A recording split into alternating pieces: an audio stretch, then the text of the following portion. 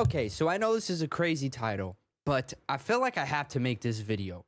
How do I even start this? Growing up, I listened to a lot of folk music, right? I love folk music. I love acoustic instruments. That's like been like my like go-to music choice. And because of that, I feel like I missed out a lot on a lot of music by artists that I just never thought would be something that I would want to listen to. Just by face value. Like literally just by looking on the outside, from the outside, like it was just like, oh, I seen something and I'm like, you know what that artist or that particular person's general consensus is like publicly, that would be something I'd be into. One of those people being Taylor Swift. From what I knew about Taylor Swift was this was prior to doing the song, like listening to the songs that I've heard recently. Taylor Swift to me has been just another mainstream pop artist. There's nothing wrong with that. It's just personally growing up and to this day, it just hasn't really been my thing. I'm not the biggest fan of super like plushy pop music. Okay, there's a select few that I will listen to, and you know have like certain characteristics about the song that I'm like, oh, this is a good song. Oh, it's got like nice energy, blah blah blah blah. But for the most part, I'm a more like raw instrument and lyrical songwriting kind of person, right? And that's what I thought Taylor Swift was just a plushy mainstream pop artist until I listened to Folklore. Specifically, the Long Pond session. There were songs in that album. There were performances in that performance set that seriously opened my eyes to not just Taylor Swift, but like, dude, there's probably artists out there that I have been putting off because of that. Oh, they look like a mainstream pop artist. And honestly, that's on me. I'll take that L. You can clown me all you want in the comments. But listen, let me tell you this. The Folklore Long Pond sessions, I sat down and I listened to the entire Long Pond session album, whatever you want to call it, in one sitting. It's currently up on the Patreon, so if you want to go and watch that completely uncut, feel free. The link's in the description. But that's besides the point.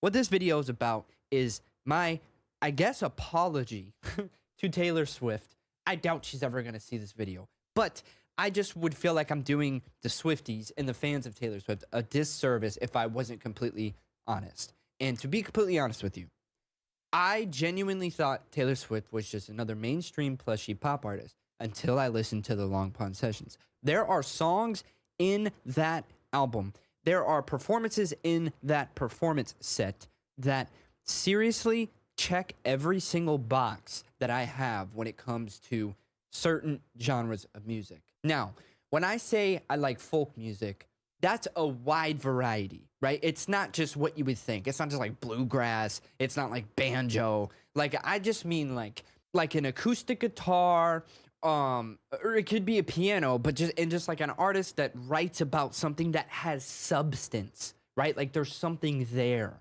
It's like something that makes you ponder. For example, the song 7. There are lyrics in this song that literally are haunting. And by haunting, I mean like where it takes your brain. And that's the good thing about this style of music is like it doesn't matter. Well, it does matter. Like the artist who writes these types of songs have a particular meaning in their head. Or maybe they don't. But it's about you as the listener, you and me as the listener, what we take away from the song. What lyrics pop out to us and really make us think, really make us reflect, really make us just use our brain or makes our ears perk up, right? Or we relate to. There's lyrics in this song that make you just, me anyway, just literally mouth drop.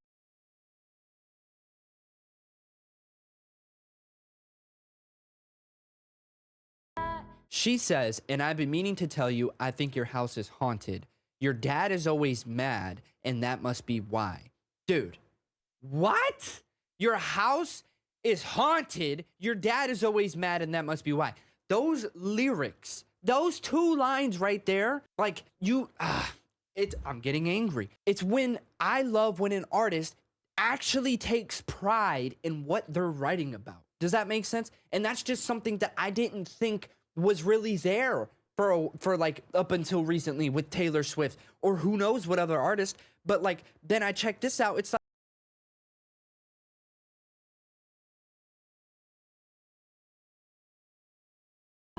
your dad is always mad. That must be why. I think you should come live with me and we could be pirates. Dude, like you should come live with me. We could be pirates. We're talking about 7-year-old kids, right? You go over to a friend's house. Their dad's always mad. That right there, we know what that's about, right? I don't even have to dive into that. Your dad's always mad. Having like a really hard home life, right? But when you're a kid, you don't think of it like that. And then they're like, oh, you could just come move in with me. We could be pirates. Dude, you can come move in with me, showing the kind, innocent nature of a 7-year-old saying to their friend who's clearly having a hard life at home, come move in with me, right? Wanting to help. Then going into we can be pirates to fully reflect on, hey, remember, these are 7-year-olds. Talking about we can play pirates. Dude, that's just like 3 or 4 lines from the song. There's like so much more in the song. And not to mention, this isn't the only song on the album that makes me feel this way. Oh, don't even get me started on the song called Epiphany, dude. The song called Epiphany. I don't even want to tell you what it's about. I want you to, if you haven't, I want you to go listen to it and just experience it. With you I serve, with you I fall down, down. But you breathe in, but you breathe in out. With you I serve, with you I fall down, down. Watch you breathe in, watch you breathing out, out. Something med school did not cover. Hold your hand through plastic now. Doc, I think she's crashing out. Something med school did not cover. Someone's daughter, someone's mother. Hold your hand through plastic now. Doc, I think she's crashing out. And some things you just can't speak about. Like, bro, go listen to the song Epiphany from the Long Pond Sessions. Or it's on the Folklore album. From the Folklore album. Like, there's just songs like that in this album that I genuinely just had no idea. I just had no idea about, like, that these were gonna be. This is Taylor Swift. You know what I'm talking about? Like, this is the person who, like, when I heard Taylor Swift, I just think of, like, shake it off, ooh, ooh, ooh. Like, but no. There's so much more to Taylor Swift. And I genuinely think that if you're a person who has been writing Taylor Swift off, to give her, like, a serious, like, try. Give her a serious listen. Because I've only heard Folklore, right? There's a sister album called Evermore, which I plan to react to, by the way. You can bet your ass that. And this is how I'm feeling. You see what I'm saying? It's not just the plushy pop stuff. There's more in there. You just have to take the time to listen to Taylor Swift. And now I want to bring it to the grind, okay? She has been making music since she was in diapers. By the time she was 15, 16, she's written, she said, nearly 300 or give or take songs, 300 to 500 songs or something like that. That shows dedication. Again, what I like to see in an artist that I listen to is how passionate are you about making music? Is it simply just like, hey, I can make some money, so I'm going to do it? Or is it like, I actually care about what I'm making, what I'm writing? When you write 300 plus songs by the age of 15, 16, what does that tell you? It tells you you actually give a, and it definitely reflects on the writing in her music nowadays, right? Or just in general, like from this Folklore album, it definitely reflects, like it definitely shows she has written plenty of songs. It shows in the writing, her writing style, the way she can put words together. This is all stuff that I was blind to until I had two people, Dom from That Singer Reactions and one of his mods, Jamie, tell me, say, hey, look, no, like you're sleeping on Taylor Swift. We're about to put you on. And that is exactly what they did. She's had a crazy, crazy career. I'm pretty, like, from what I did a little bit of research. You know, Taylor Swift has done a few different styles of music. She's done hip hop, she's done country, and she's done pop. She's done some, like, almost rocky kind of vibes. Like, she's been all over the place. Diversity is another thing that I look for in an artist. Can you do more than one thing? Can you not be trapped in a box? Can you do if you want to make this type of music and then tomorrow make this type of music, can you? And yes, she can.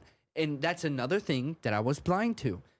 To be able to be passionate about music, to be able to make whatever you want to make, and to give a damn about your persona, you know, and how people look at you. You know, like what has Taylor Swift done in her career that has been inherently negative, right? Does she have DUIs? No. Is she out here showing kids that it's okay to partake in any kind of illegal activities? No. From the songs that I've heard, her songs are thought-provoking, happy, and her songs are relatable. But nowhere is it any kind of bad influence. So there's really, like, if you're hating on Taylor Swift simply because of the whole mainstream aspect, I really think you're doing yourself a disservice, as I was. I think you should give, in my opinion, Folklore a run for its money. It's a great album. It's a great album from what I've heard of it. I've heard the entire thing. It's a great album. I've heard a couple songs off of the Reputation. Like, dude, there's just so much that I'm blind to that I plan to check out, and I suggest you do the same. And hell, why not join me and we could check them out together? Sorry if I came across I'm sorry if I came across kind of angry. I just can't believe that like this was in front of me, and it was like my own fault for like not giving Taylor Swift a chance just because of what I see. Don't judge a book by its cover, essentially, is what I learned today. I mean, I learned that from a while ago, but it's like it's really showing here. Thank you to all the Swifties who have joined me and kind of been helping guide me along my way on this Taylor Swift journey. I do plan on checking out the Evermore album, as well as damn near probably every other album, because I just really want to see all the different styles that she has. We want to check out some live performances, interviews, all that good stuff. So thank you guys for hanging out and helping me get what I need to get in order to fully understand Taylor Swift. And I hope to see you in our Taylor Swift journey. Much love.